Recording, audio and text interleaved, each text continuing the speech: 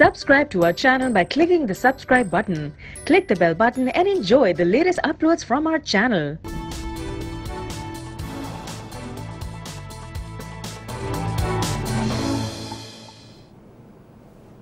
अस्सलाम वालेकुम नाज़रीन, मैं अनवर काशिम मुमताज़ टैक्स और आपके साथ हाजिर हूँ।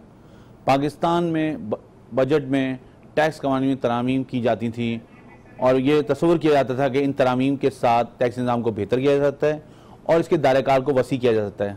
लेकिन वक्त ने साबित कर दिया कि असल मसला ये नहीं है। असल मसला है इन्फोर्समेंट का और मुख्तलिफ कौमी इदारों में इंटीग्रेशन का।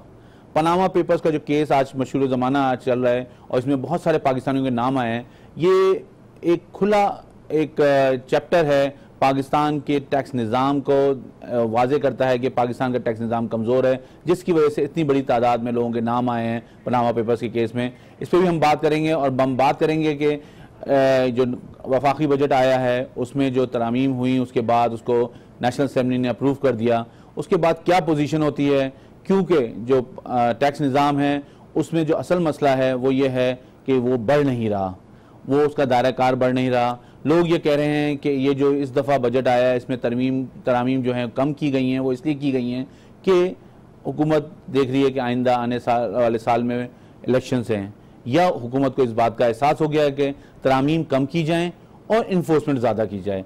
इस बात पे हम बात करेंगे। हमें लाहौर स्टूडियो में ज्वाइन किया है इमरान अफजल साहब ने, जो सीनियर चार्टर अकाउंटेंट हैं, फॉर्मर प्रेसिडेंट हैं institute of charter accountants of Pakistan के। आए उनसे बात करते हैं। इमरान साहब अस्सलाम वालेकुम।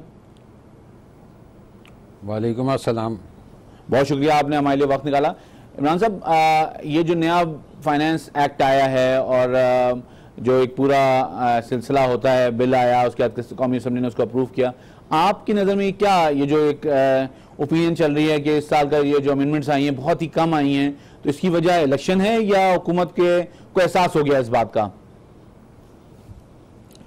देखें काशिफ, जाहिर है ये इलेक्शन ईयर है और इसमें ज़्यादा इश्यूज़ तो क्रिएट नहीं किए जा सकते थे फॉर रेवेन्यूज़, ऑल्दो जो टारगेट है वो पीछे से इंक्रीज़ किया गया और उसकी अचीवमेंट के लिए ज़ाहिर है इक़दामात करने थे। उसमें कुछ पोर्शन तो उन्होंने विद होल्डिंग रेट्स का बढ़ा के किया, बट बेसिकली ये इलेक्शन ईयर बजट था, इसलिए ज़्यादा अमेंडमेंट्स नहीं की गई। तो हुकूमत को भी एहसास नहीं हुआ इस बात का? एहसास इसलिए कि देखें अभी इस बारी इन्होंने जो अच्छी चीज़ की कि न्यू टैक्स पेयर्स के लिए अलहदा डायरेक्टरेट बनाया और उसकी बेसिस पे शायद अगर काम होने लग पड़ा तो हालात बेहतर हो सकेंगे कलेक्शन। चले, आपने बात कर दी तो अब मुझे इमरान साहब एक सिर्फ मैं ये डायरेक्टरेट की आपने बात कर दी तो मैं इस पर बात बाद में करता, लेकिन अब आपने बात छेड़ दी है तो मुझे ये बताएं कि ब्रॉडनिंग ऑफ टैक्स बेस जो है पिछले काफ़ी सालों से काम कर रहा है, कोई स्टैटिस्टिक्स सामने नहीं आती, कोई उसकी रिपोर्ट सामने नहीं आती कि क्या उन्होंने काम किया, तो क्या आप समझते हैं डायरेक्टरेट बनाने से चीज़ें बेहतर हो जाएंगी? मेरा ख्याल है डायरेक्टरेट बनाने से शायद फोकस थोड़ी सी हो जाए अगर इम्प्लीमेंटेशन की नीयत होगी। ठीक है, देखें बीटीबी सेक्शन पहले भी था, आपके पास जो एनटीएन होल्डर्स हैं वो 33 लाख के लगभग हैं और रिटर्न फाइलर्स 8, 8.5 लाख, 10 लाख, 12 लाख करके हम डीटे एक्सटेंड कर करके पूरा कर लेते हैं। सही है। मेरा ख्याल है जो कंसंट्रेशन रही है वो रही है एग्जिस्टिंग टैक्स पेयर्स पे और फाइलर्स पे rather than NTN holders and non filers पे। गवर्नमेंट को अपना फोकस जो है वो चेंज करना पड़ेगा टू द पीपल जो रिटर्न फाइल नहीं कर रहे, जिन्होंने एनटीएन लिया हुआ है या जो कारोबार कर रहे हैं एनटीएन भी नहीं लिया हुआ। अभी तक हमारा टोटल फोकस रहा है जो दे रहा है उसको मजीद स्क्वीज करके और निकाल दिया जाए और जो टैक्स नेट में नहीं है उसको आज़ादी मिली हुई। तो अगर फोकस में ये बातें आ जाएगी तो आई थिंक उसकी वजह से फाइलर्स का नंबर बहुत इंक्रीज करेगा। बिल्कुल सही और है। उसकी बेसिस पे एटलीस्ट रिकॉर्डेड टैक्स कलेक्शन होगी। अभी ये होता है कि मैं नॉन फाइलर हूँ। मैं समझ गया इमरान साहब, आपकी बात मैं समझ गया मेरे पास। इमरान साहब, मैं आपकी बात समझ गया। देखें, हम अपने 12 प्रोग्रामों में ये बात कर चुके हैं, हमारे जो मेहमान आए उन्होंने ये बात की, जो बात आप कर रहे हैं कि ये बढ़ सकेगा। बात ये हो रही है कि हुकूमत बढ़ाना नहीं चाहती, इसलिए कि हुकूमत जो है इस पे काम नहीं कर रही कि जो नॉन फाइलर्स हैं उन पे काम करे, एनटीएन होल्डर्स पे काम करे, ये काम नजर नहीं आ रहा। जी, ये काम नहीं होता नज़र आता और इस पीरियड में तो ख़ास तौर पे ज़रा मुश्किल होगा, क्योंकि अगर आपने इलेक्शन में वोट लेने हैं तो फिर कम्युनिटी को बहुत तंग नहीं किया जा सकता। डायरेक्टरेट की इन्फोर्समेंट में अगर टोन एट द टॉप ठीक हुई, बिकॉज आप देखें जब भी वो कंपैरिजन होते हैं तो वो टॉप टोन जो tone at the top is most material और उसकी बेसिस पे लोगों का वो ट्रिकल डाउन करता है, ट्रिकल डाउन इफेक्ट होता है उसका, बिल्कुल सही बात है। अच्छा, हम आ जाते हैं जो अमेंडमेंट्स आई हैं इस फाइनेंस एक्ट के जरिए, फाइनेंस बिल के जरिए, और फिर उसको असेंबली ने अप्रूव कर दिया। अब जो एक डेफिनेशन में है, कंज्यूमर गुड्स की डेफिनेशन में उन्होंने ड्यूरेबल गुड्स को एक्सक्लूड कर दिया है। अब ये मुझे ये समझ नहीं आता, ये बहुत ही माइनर सी अमेंडमेंट है लेकिन इसका इम्पैक्ट बहुत बड़ा है अगर देखा जाए तो। अगर ये इम्पैक्ट इसका बहुत बड़ा है, जी हाँ, तो अब ये एफबीआर क्या ये सो रहा था ना, ये रेवेन्यू कलेक्शन मेजर है जिसको उन्होंने इन्फोर्स किया जी। लेकिन मैं ये कह रहा हूँ कि पांच सालों से या जितने सालों से भी एफबीआर सो रहा था, उसको ये एहसास नहीं था कि लोग इसका बेनिफिट उठा रहे हैं। देखें, एफबीआर एक प्रोविज़न लाता है और उसके बाद उसकी जब इम्प्लीमेंटेशन में जो टीदिंग प्रॉब्लम्स होते हैं वो सामने आने लगते हैं तो उसकी बेसिस पे अमेंडमेंट करनी ज़रूरी हो जाती है। तो इसलिए मैं उसको सोने का एस्पेक्ट तो नहीं कहूँगा, यू लर्न विद एक्सपीरियंस जो भी हो रहा होता है, बिकॉज थ्योरेटिकली आप एक सिचुएशन को असेस करके अमेंडमेंट्स प्रपोज कर रहे होते हैं और उसके फिर प्रैक्टिकल रिजल्ट्स जब सामने आते हैं तो उसके एनालिसिस पे कुछ चीजों को चेंज करना पड़ता है। अच्छा, आप इसको अगर तो हम फील से कि जी वो सो रहे थे, I understand the data collected, I understand Imran साहब, लेकिन मैं ये कह रहा हूं कि अब ये इसी डेफिनेशन की जो अमेंडमेंट है इस पे फील्ड ऑफिसर जो है अगर आप पिछले कुछ लोगों को नोटिस देगा तो उसमें आप क्या समझते हैं कि क्या कानूनी वो रहेगी उसमें गुंजाइश? देखें, फील्ड ऑफिसर जो नोटिस देगा वो तो अब पर्सपेक्टिव उसमें देगा ना जी, पास्ट को क्लोज ट्रांजैक्शन के लिए तो नहीं होगा एंड बाकी वो एटीट्यूड अगर एफबीआर का सही हुआ तो आई वुड एक्सपेक्ट कि जी चीज़ें बेहतर तौर पे हैंडल की जाएंगी। यस, अगर करंट सिनेरियो को देखें और पास्ट ईयर्स को देखें तो वो फिर आपको पता है कि हालात मिसयूज किया जा सकता है जी, बहुत अच्छी तरह। ठीक है। अच्छा इमरान साहब, ये जो एक यहाँ पे आजकल आपको भी पता है ऑनलाइन मार्केट प्लेस का एक कॉन्सेप्ट आया है और वो आपको भी पता है हम घर बैठे ऑर्डर करते हैं और चीज़ें आ जाती हैं हमारे पास, और लेकिन एफबीआर मुझे नहीं लगता कि गेयर अप था कि ई कॉमर्स के हवाले से, तो ये डेफिनेशन ला के उन्होंने अपने आप को गेयर अप किया है कि ई कॉमर्स को भी वो टैप करें फॉर द टैक्स, कि उसका जो किटी में टैक्स आ सके। जी बिल्कुल सही, लॉ में अमेंडमेंट करके ये उनको जी इमरान साहब बताएं। काशिफ, मुझे आपकी आवाज नहीं आई। जी, मैं ये कह रहा हूं कि ये उन्होंने टैप किया है ताकि ई कॉमर्स का जो इकोनॉमिक एक्टिविटी हो रही है उसका भी ट्रिकल डाउन इफेक्ट हो और किटी में जा सके वो पैसा।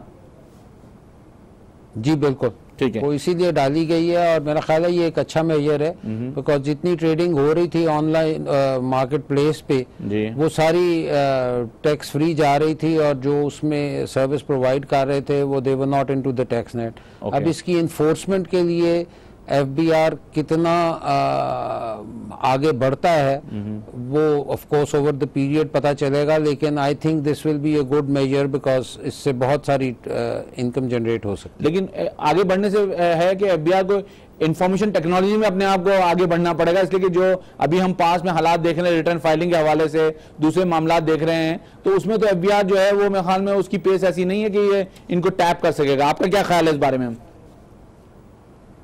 अभी तो शायद करंटली जो हालात हैं वो तो नहीं है, बिकॉज आपने इंफॉर्मेशन टेक्नोलॉजी की बात की तो उसमें एफबीआर के अपने इतने प्रॉब्लम्स आ रहे हैं in the returns that are prepared, उसकी filing etcetera etcetera, but I think ये एक प्रोसेस की इनिशिएशन है जिसकी बेसिस पे आगे काम चलना शुरू हो जाएगा। एक डायरेक्शन नज़र आ रही है एंड जब वो डायरेक्शन नज़र आएगी तो उसके ऊपर improvements naturally with the passage of time आ जाएंगी।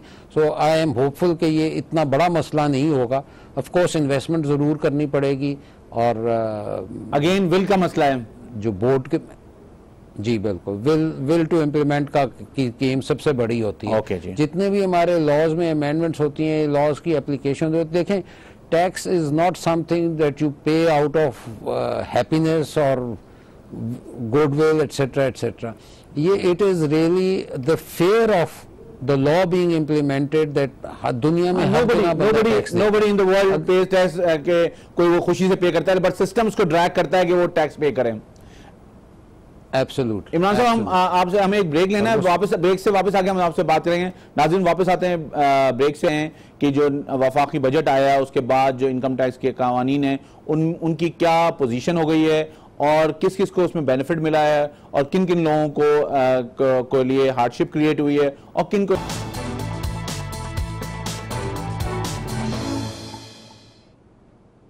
नाज़रीन, ब्रेक से आने से पहले हम बात कर रहे थे कि जो वफाकी बजट आया है उसके बाद जो टैक्स कवानीन में तरमीम आई हैं उस पर क्या पोजीशन बन रही है, और हमारे मेहमान इमरान अफजल साहब लाहौर स्टूडियो में उन्होंने हमें ज्वाइन किया है। बात करते हैं उनसे। इमरान साहब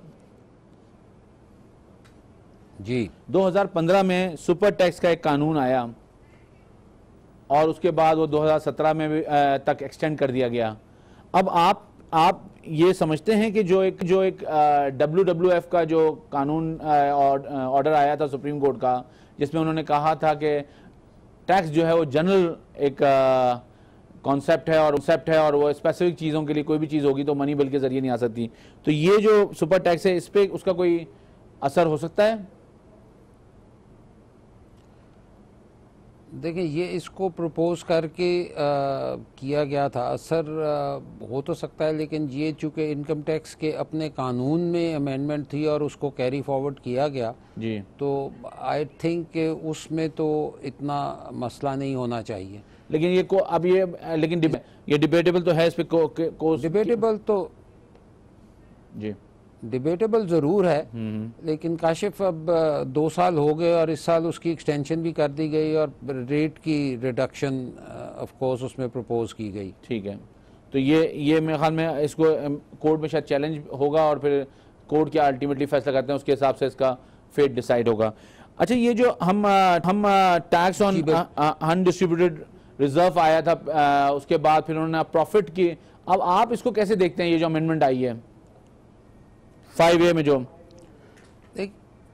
देखें, ये जो है अगेन एक रेवेन्यू कलेक्शन मेजर था और वो जो एक लॉन्ग टर्म सिचुएशन चल रही थी कि जी एक्चुअली ये शेयर होल्डर्स को सेफगार्ड करने के लिए थोड़ा सा डाला गया कि जनाब उनको डिविडेंड नहीं मिलता था और डिविडेंड डिस्ट्रीब्यूशन कंपनीज नहीं करती थी, तो उस एस्पेक्ट को कवर करने के लिए और फोर्स करने के लिए कंपनी को टू डिस्ट्रीब्यूट प्रॉफिट्स किया गया। अब इसके दोनों साइड्स हैं, I mean good and bad bonds both are there, क्योंकि इससे कैपिटलाइजेशन नहीं होती तो वो कंपनीज के लिए फर्दर इन्वेस्टमेंट का इशू हो सकता था।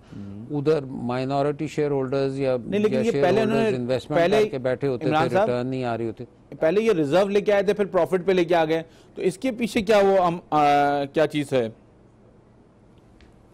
देखें, वो रिजर्व्स इंक्लूड करके ही प्रॉफिट जा रहा होता है ना। Actually dividend is payable out of current year profit. That's it.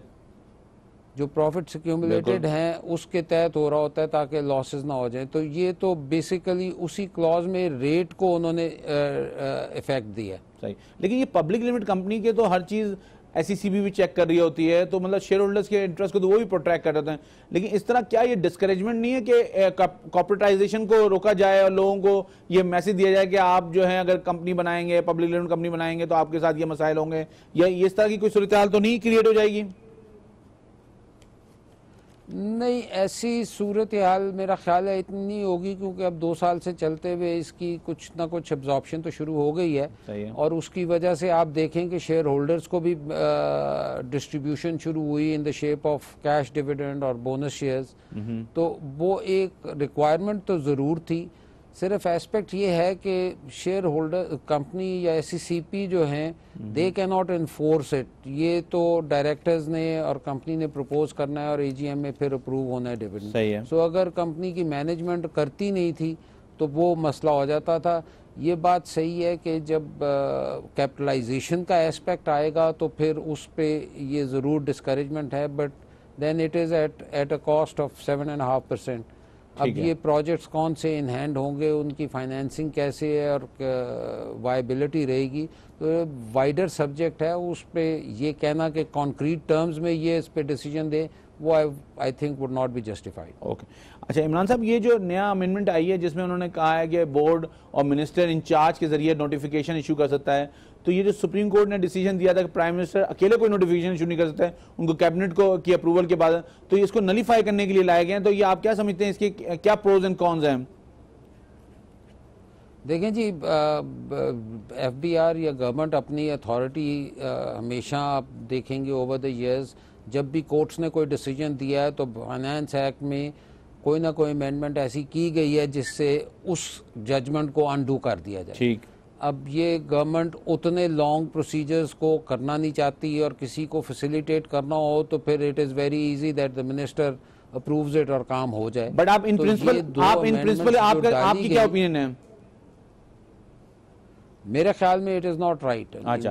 This is disrespectful to the courts जो उन्होंने प्रोसीजर ले किया हुआ है, क्योंकि अगर ये काम आपने करना था तो रूल्स ऑफ बिजनेस को पहले चेंज करें और उसकी बेसिस पे लाएं, बजाय इस स्पेसिफिक अमेंडमेंट से ओवरराइडिंग इफेक्ट देने की कोशिश की जाए। I think that is not the problem. इसका मिसयूज भी होता है ना, इसका जो भी हुकूमत है वो मिसयूज भी करती है। हर अमेंडमेंट, हर चीज को देखें दोनों साइड्स पे लिया जा सकता है। सही। और इस पे नियत का इफेक्ट बहुत ज्यादा होता है। जहाँ बेनिफिट देना होगा वहाँ बेनिफिट में चला गया, और जहाँ नहीं देना तो वहाँ तो वो तो नियत के ऊपर डिपेंड करता है। ठीक है। बट अगर एक रूल ऑफ बिजनेस हमारे एस्टैब्लिश्ड है अंडर द कॉन्स्टिट्यूशन, तो you can't just change it because of an amendment in the income tax ordinance. मेरे ख्याल में ये प्रोविजन चैलेंज जरूर होगी जिस वक्त इन्फोर्स है। अच्छा, ये अब ऐसे तो देखा जाए कि टैक्स देना, कहते हैं टैक्स जो है वो उससे ही लोगों की तालीम के मसाइल हल होने चाहिए, टैक्स से ही सेहत के मसले हल होने चाहिए, लेकिन पाकिस्तान में टैक्स का रुझान कम है और NPOs बढ़ती जा रही हैं। हर रोज़ आपको हर मशरूम की तरह ये NPOs ग्रो करें। तो हुकूमत ने पहले उसको रिस्ट्रिक्ट किया 100C ला के, अब 100C में भी उन्होंने एडमिनिस्ट्रेटिव एक्सपेंस को रिस्ट्रिक्ट कर दिया। तो आप इसको कैसे देखते हैं? देखें, आई थिंक ये रिस्ट्रिक्शन तो नहीं, जस्ट एक्सपेंसेस जो इनकर हो रहे हैं वो नेचुरली उसका जब ऑडिट हुआ, उसकी ऑडिट रिपोर्ट हुई, वो उस रिलेशन में है।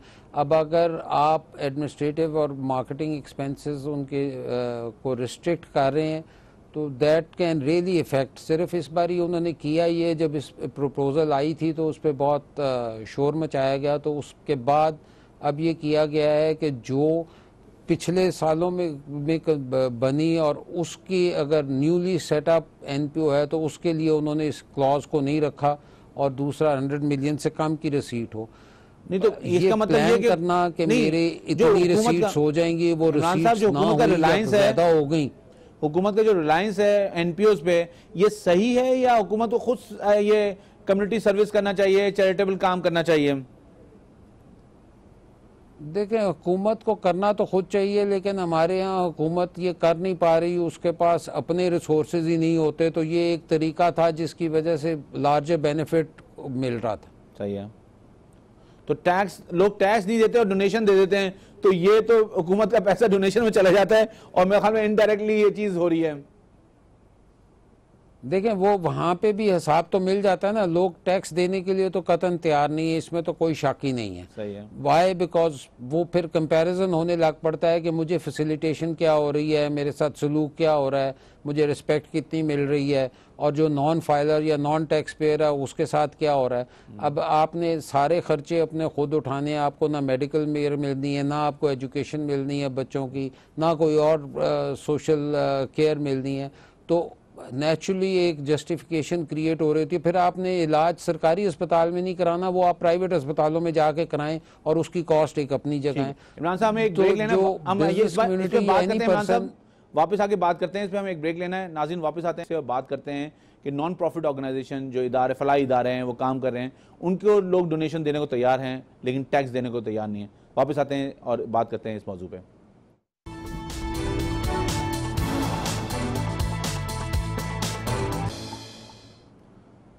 नाज़रीन, ब्रेक से जाने से पहले हम बात कर रहे थे कि फलाही इदारों को लोग डोनेशन तो देते हैं लेकिन टैक्स देने को तैयार नहीं है, और इसकी क्या वजह है। हम बात करते हैं अपने मेहमान से। लाहौर स्टूडियो में हमें ज्वाइन किया इमरान अफजल साहब। इमरान साहब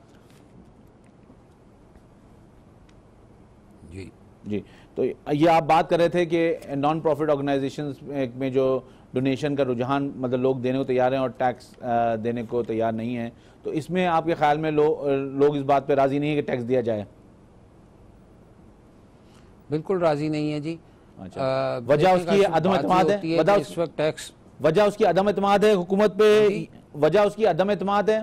हुकूमत पे, हुकूमतों पे अदम एतमाद रहा है जब से पाकिस्तान बना है, और जब से काम ये चल रहा है वो अदम एतमाद रहा है, क्योंकि कहीं भी जो कमिट किया गया वो पूरा नहीं होता रहा। ठीक है। फिर नेचुरली जब आप देखते हैं कि जिनके रिसोर्सेज हैं और वो इतना कम टैक्स पे कर रहे हैं, ख़ास तौर पे जब से टैक्स डायरेक्टरी छपनी शुरू हुई तो बहुत से पोल खुलने शुरू हुए कि कौन कितना कितना दे रहा है। एंड जो जब इन्फ्लुएंशियल और वेल्दी लोग नहीं दे रहे और उनके साथ कुछ नहीं हो रहा होता, तो वो आई थिंक उसका एक कॉरस्पॉन्डिंग इफेक्ट ये होता है कि डिस्करेजमेंट शुरू हो जाती है। ठीक है। और उसको लोग असेस करके फिर कंपैरिजन शुरू कर देते हैं कि व्हाई शुड आई पे tax when he is not paying tax. Pakistan state of discouragement में है, इसका मतलब ये कह सकते हैं कि लोग जो हैं वो इस वक्त उनका ट्रस्ट नहीं है, ट्रस्ट बन होने में टाइम लगेगा। लेकिन जो ये मामला है एनपीओ के हवाले से, तो इसका मतलब ये हुआ कि एनपीओ जो हैं बढ़ती रहेंगी, लोग डोनेशन देते रहेंगे और टैक्स नहीं देंगे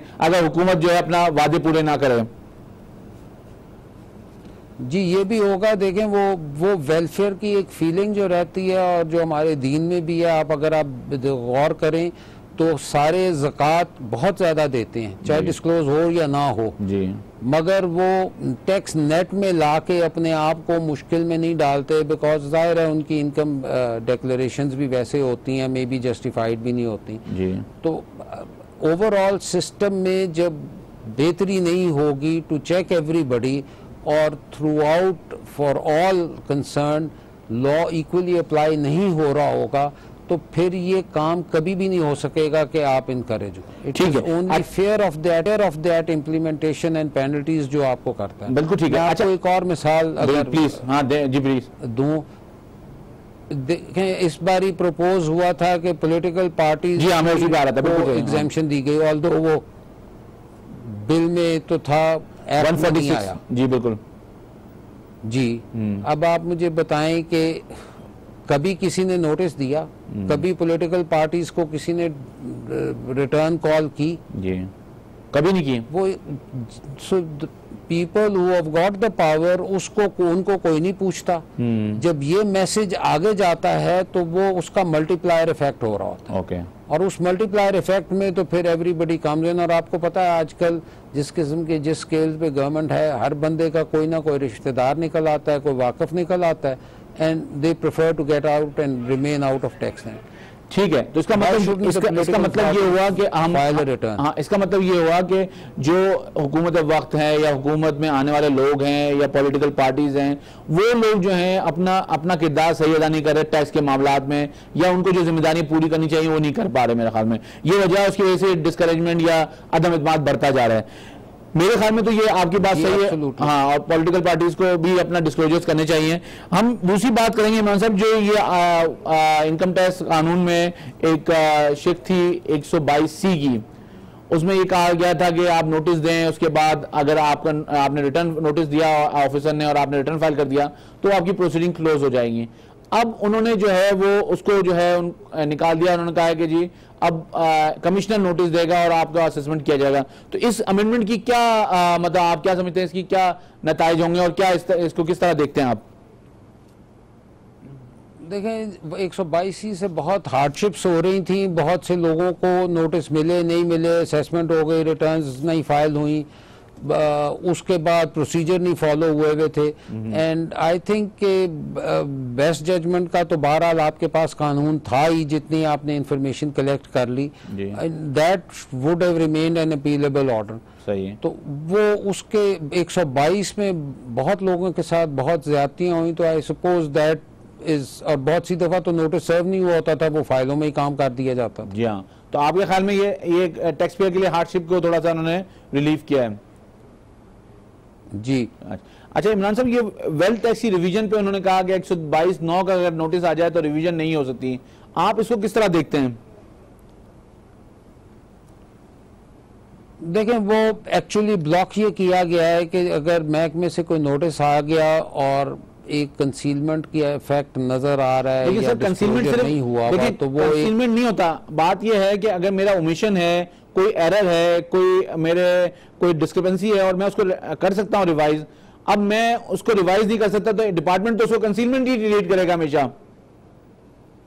देखें डिपार्टमेंट तो वो एक्चुअली ये वही हार्शनेस क्रिएट की जा रही है ना कि अगर आपकी ओमिशन नज़र आई तो आपने जब तैयार की रिटर्न और उसके बाद आप उसको देख रहे हैं तो कर लें। जब डिपार्टमेंट ने किसी इंफॉर्मेशन की बेस पे की तो हो ये जाता था कि जब वो इंफॉर्मेशन आती थी आप रिटर्न रिवाइज कर दें तो आप कहते थे जी वो एक असेसमेंट ऑर्डर हो गया जी एंड वी सेल्फ डिक्लेयर्ड, तो इसलिए वो कंसीलमेंट का एस्पेक्ट नहीं रहेगा जी। उसको जरा कर्ब करने के लिए ये काम किया गया है। ये रिटर्न पहले इसका एक्सपीरियंस रिटर्न फाइलिंग में किया था, अगर आपको याद हो तो उसमें भी ये कहा गया कि अगर आपका टैक्स हायर साइड पे जा रहा हो तो फिर आपको अप्रूवल की जरूरत नहीं। मगर अगर हमारे कॉन्टेक्स्ट में अगर आप देखें तो डिस्क्लोजर होना बेहतर है, कंसीलमेंट होना मतलब कोई इतना जरूरी तो नहीं है। अगर मैंने डिस्क्लोज कर दिया तो आने वाले वक्तों में मैं आपके सामने हूं, आपसे भाग तो नहीं सकता मैं।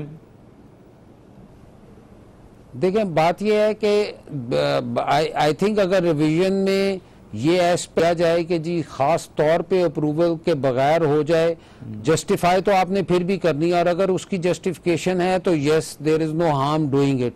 मगर अगर जस्टिफिकेशन क्रिएट की जा रही है which is not duly supported तो वो तो वैसे ही कंसीलमेंट में या अनएक्सप्लेन्ड इन्वेस्टमेंट में टैक्स हो जानी है। मतलब अगर आप कोई चीज रिकंसाइल नहीं कर रहे तो वो तो आ ही जाएगी इसके असेसमेंट में या कंसीलमेंट में। बिल्कुल एब्सोल्युटली ठीक है। तो मेरे ख्याल में ये ऐसी रिस्ट्रिक्शन डाल के सिर्फ हार्डशिप क्रिएट करने की कोशिश की जाती है ताकि लोगों को रिस्ट्रिक्ट किया तो उसकी जरूरत नहीं रहती। अच्छा इमरान साहब, ये जो विदहोल्डिंग स्टेटमेंट्स हैं इस पे बड़ी पेनल्टीज आपको भी सामना होगा, बड़े ह्यूज नोटिस आते हैं पेनल्टी के। अब गवर्नमेंट का विदहोल्डिंग एजेंट एक एजेंट होते हुए गवर्नमेंट के टैक्स काटता है, अगर स्टेटमेंट किसी वजह से जमा नहीं करा सकता तो उस पर इतनी ह्यूज पेनल्टी, और उसके बाद अब शायद गवर्नमेंट को एहसास हुआ कि उन्होंने उसकी रिवीजन की भी वो दे दी है, इख्तियार दे दिए कि रिवाइज किया जा सकता है। तो आपके ख्याल में ये करेक्टिव मेजर है या मतलब ये हुकूमत ने एहसास किया कि लोगों पे हार्डशिप क्रिएट हो रही है? मेरा ख्याल है करेक्टिव है। हार्डशिप बहुत क्रिएट हो रही थी और ऐसे नॉक्शियस किस्म के ऑर्डर्स आ रहे थे जिसमें आपकी आमदन से 10 गुना ज़्यादा पेनल्टी बन रही थी। देखें टैक्स कलेक्शन लिंक्ड है एबिलिटी टू पे से भी, ठीक है एरर हो गया। हमारे मुल्क का लिटरेसी रेट कितना है, जिस किस्म के मेजर्स डाले जा रहे हैं वो कितनी कंप्लायंस पॉसिबल है, तो उसके लाइट में ठीक है इन्फोर्स की जाए penalties but they have to be really judiciously imposed rather than कि अच्छा किताब में लिख दिया और ये कर दिया जाए। सही है, ठीक है इमरान साहब। अगर टैक्स रेवेन्यू लॉस कोई नहीं हो रहा खास तौर पे तो फिर तो बिल्कुल ही ऐसी नीयत नहीं ना हो सकती कि जी मैंने कोई इवेजन करनी थी या किसी को बचाना था। आपकी बात मैसेज नॉन फाइलिंग। जी आप कंप्लीट कर लें बात अपनी। मैंने कहा स्टेटमेंट की non filing is a minor offence. ठीक है, ठीक है। जो असल काम था वो तो टैक्स काटना था, वो तो मैंने काट लिया। बहुत शुक्रिया इमरान साहब। हमारे प्रोग्राम क्लोज करना सर, हमारे टाइम की वजह से मैं अपलोड टाइम का कंसर्न है, प्रोग्राम क्लोज है, हम आपको फिर किसी प्रोग्राम में दावत देंगे। बहुत शुक्रिया आपके टाइम का। नाज़रीन, बेसिकली जो टैक्स निज़ाम है इम्प्रूवमेंट या उसमें जो बेहतरी आ सकती है वो हुकूमत की पॉलिसी से आ सकती है, हुकूमत की इन्फोर्समेंट से आ सकती है, और ज़रूरत इस बात की है कि टैक्स लेने में कोई कॉम्प्रोमाइज़ नहीं किया जाए।